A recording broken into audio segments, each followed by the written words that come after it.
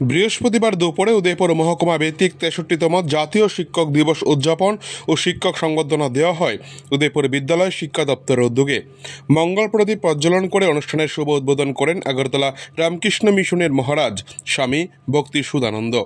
এছাড়া ছিলেন বিশিষ্ট সমাজসেবক দেবল দেবরায়, পৌর চেয়ারম্যান শীতলচন্দ্র মজুমদার, ভারপ্রাপ্ত জেলা শিক্ষা আধিকারিক বিকাশ নাথ সহ প্রমুখ। এদিন সকল অতিথিরা ডক্টর সর্বপল্লী রাধাকৃষ্ণনের প্রতিকৃতিতে পুষ্পার্ঘ্য অর্পণ করেন। এই দিনের অনুষ্ঠানে বক্তারা বক্তব্য রাখতে গিয়ে বলেন, বিশ্বের বিভিন্ন দেশে রাধাকৃষ্ণনের দার্শনিক বক্তৃতা খুবই প্রশংসিত হয়েছে। তিনি একাধিক দার্শনিক গ্রন্থ রচনা করেছেন, যা পণ্ডিত মহলে আলোড়ন সৃষ্টি করেছে। তার অ্যান অ্যাডিলডিস্ট ভিউ অফ লাইফ গ্রন্থটির জন্য তিনি নোবেল পুরস্কারের জন্য বিবেচিত হয়েছিলেন, যদিও শেষ পর্যন্ত পুরস্কার পাননি। 1975 সালে প্রগতিতে ধর্মের অবদানে বিষয়ক রচনার জন্য তিনি টেম্পলটন পুরস্কার পান।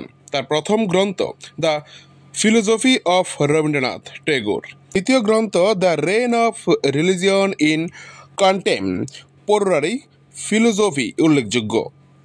এই দিনের অনুষ্ঠানে 84 জন অবসরপ্রাপ্ত শিক্ষকদের মধ্যে সংবর্ধনা জ্ঞাপন করা হয়। গোটা অনুষ্ঠানে বিভিন্ন বিদ্যালয়ের শিক্ষক শিক্ষিকাদের উপস্থিতি ছিল সাড়া জাগানো। উদয়পুর থেকে নিজস্ব প্রতিনিধি রিপোর্ট, টিভি 100 বাংলা।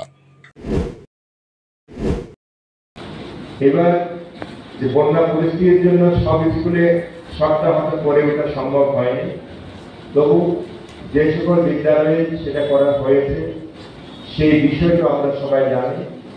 বিদ্যালয়ের স্তরেও বিভিন্ন বিদ্যালয়ে যেখানে সুযোগ রয়েছে, বিশেষ করে আমাদের পৌরসভার অন্তরে বিদ্যালয়গুলি অনেকটা ফ্রি রয়েছে, সেখানে হয়তো আমাদের বিদ্যালয় স্তরে ডক্টর সর্বপল্লী রাধাকৃষ্ণনকে শ্রদ্ধা জানানো হয়েছে ছাত্রছাত্রীদের উপস্থিতি।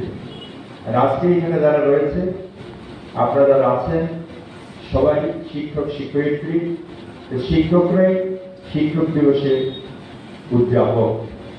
আমরা দেখতে পাচ্ছি এটা একটা শুভ লক্ষণ। শিক্ষকরা শিক্ষক দিবসের গুরুত্ব উপলব্ধি করে থাকেন। আমি শুধু একটি কথা বলব, শিক্ষকরা দীর্ঘদিন ধরে চাকরি করছেন।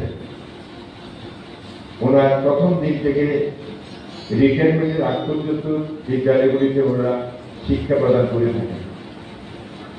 সেই শিক্ষা প্রদানের ক্ষেত্রে আমি একজন রিটায়ার্ড শিক্ষক হিসাবে আমার অভিজ্ঞতা শেয়ার করতে চাইছি।